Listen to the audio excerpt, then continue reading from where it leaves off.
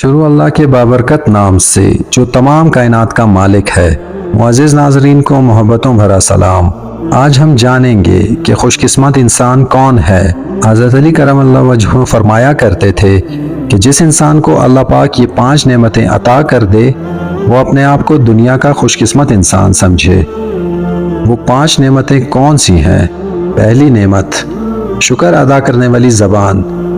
شکر ادا کرنے والی زبان اللہ پاک کی خاص نعمتوں میں سے ایک ہے، لیکن آج ہمارا حال یہ ہے کہ اللہ کی نعمتیں کھاتے کھاتے ہمارے دانت تو گر گئے ہیں، لیکن زبان سے اللہ کا شکر ادا کرنے کی زحمت ہم نہیں کرتے۔ دوسری نعمت ذکر کرنے والا دل۔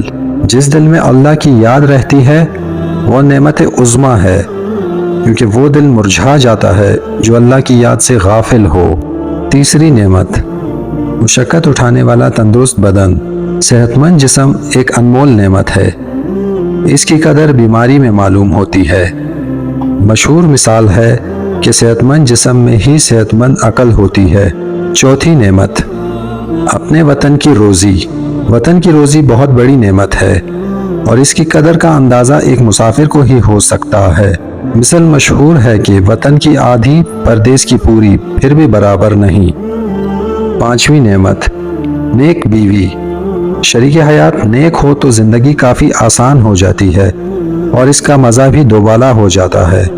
رسول اللہ صلی اللہ علیہ وآلہ وسلم نے فرمایا، دنیا فائدہ اٹھانے کی چیز ہے اور اس میں سب سے زیادہ فائدہ دینے والی چیز نیک بیوی ہے۔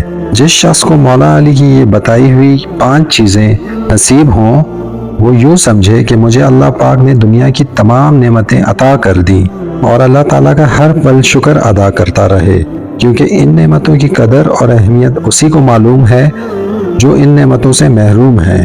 امید کرتا ہوں کہ ویڈیو آپ کو پسند آئی ہوگی۔ اگر ویڈیو پسند آئی ہے تو لائک کر دیں اور چینل کو سبسکرائب کر دیں۔